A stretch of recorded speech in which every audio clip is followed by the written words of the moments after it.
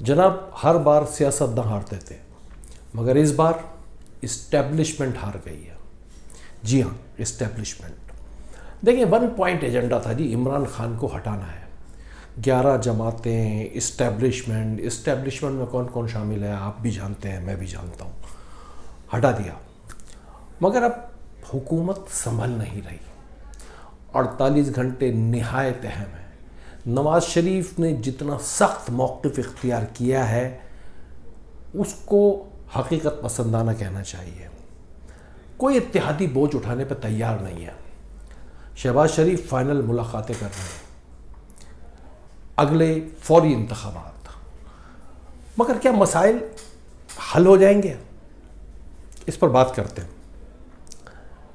دیکھیے جی، اصل مسئلہ یہ ہے کہ معاشی بحران سنگین ہوتا جا رہا ہے. یہ بوجھ کون اٹھائے گا؟ اصل مسئلہ یہ ہے.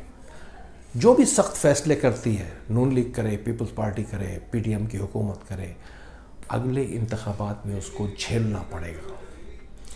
ووٹ بینک شدید متاثر ہوگا. اور یہاں صورتحال یہ ہے کہ صرف شہباز حکومت میں نون لیگ کے گلے میں یہ ڈھول ڈالا جا رہا ہے.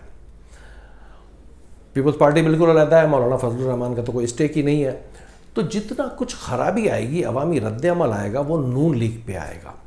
اور یہی نواز شریف کے لیے پوائنٹ آف کنسرن ہے.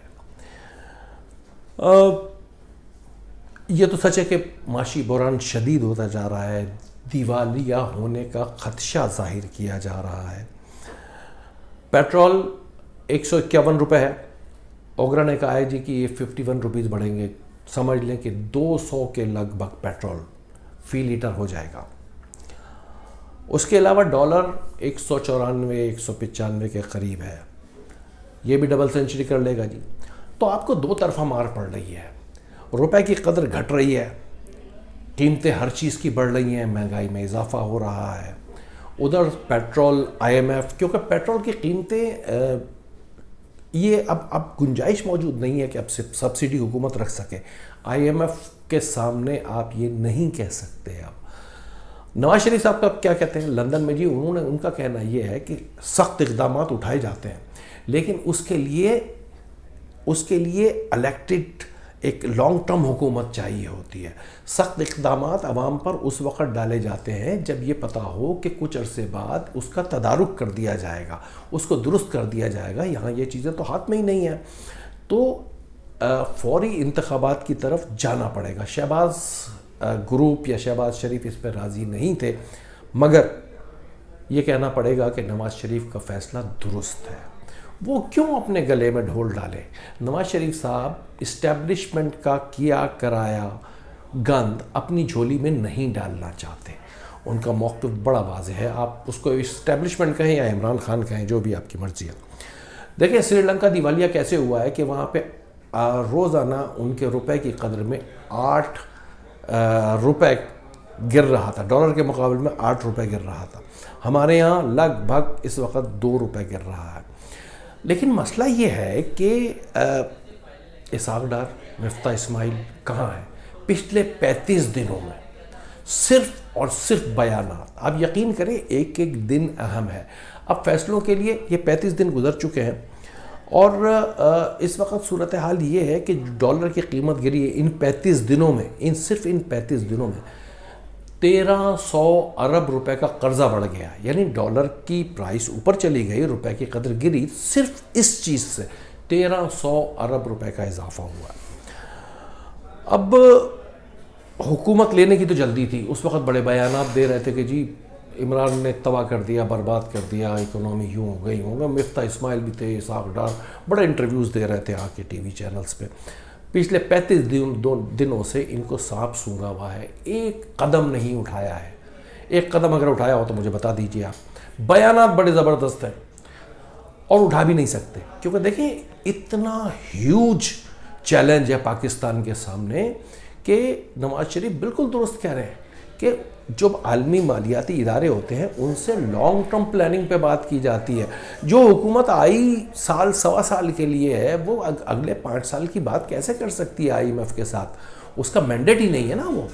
تو بات ان کی بالکل صحیح ہے، لیکن یہ اسٹیبلشمنٹ کا کیا کرایا کیوں ہے؟ آئیے آپ کو بتاتے ہیں. جی اسد عمر صاحب تھے، عمران خان سب کو پتا تھا، حکومت میں آنے سے پہلے پتا تھا کہ جی یہ وزیر خزانہ ہے.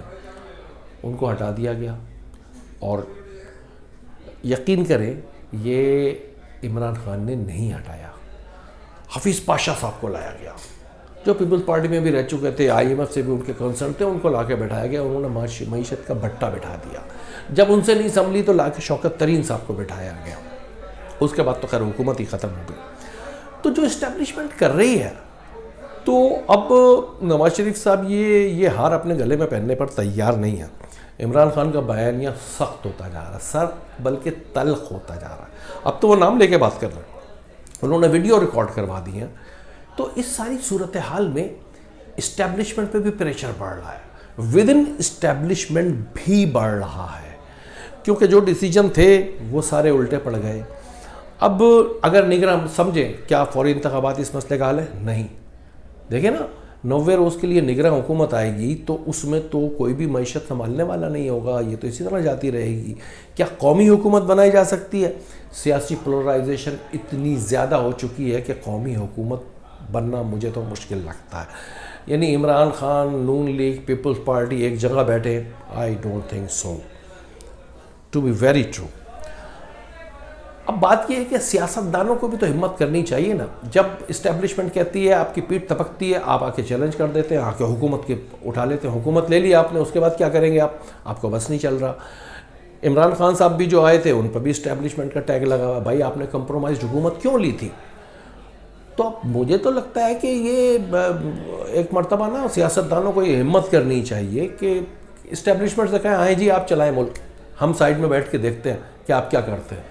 دیکھیں اس کا واحد حل یہ ہے، اس کا حل موجود ہے. حل اس کا یہ ہے کہ آئین، کانسٹیٹیوشن، اس پر عمل کرنا ہوگا. یہ بہت چھوٹا جملہ ہے لیکن یہ بہت بڑا جملہ ہے. 70 سال کی تاریخ میں آئین پر عمل درآمد نہیں ہوا ہے. آئین پر عمل درآمد کرنا ہوگا. تمام اسٹیک ہولڈر ایک ساتھ بیٹھ کے یہ طے کریں کہ کوئی اپنا دائرہ نہیں توڑے گا. معذرت کے ساتھ یہاں فوج بھی اپنا دائرہ توڑتی رہی ہے، عدلیہ بھی اپنا دائرہ توڑتی رہی ہے، پارلیمان بھی اپنا دائرہ توڑتی رہی ہے. تو جب ریاست کے 4 ستون اپنے اپنے دائرے سے باہر کھیلیں گے تو ایسے ملک پہ تو یہی ہوتا ہے نا. تو ایک مرتبہ یہ طے کرنا پڑے گا کہ ادارے بھی اپنی اپنی حدود میں رہیں گے تو معاملات حل ہو سکتے ہیں. لیکن اس وقت معاملہ نہایت سنگین ہے اور کوئی اس کا بوجھ اٹھانے پر تیار نہیں ہے. ہو سکتا ہے آئندہ چند روز میں یہ حکومت ڈسالو ہو جائے اور کوئی ordinary set up, ad hoc set up بنایا جائے، لیکن آئندہ 48 گھنٹے یا سمجھ لیجئے کہ آئندہ 2 سے 3 روز نہایت اہم ہے.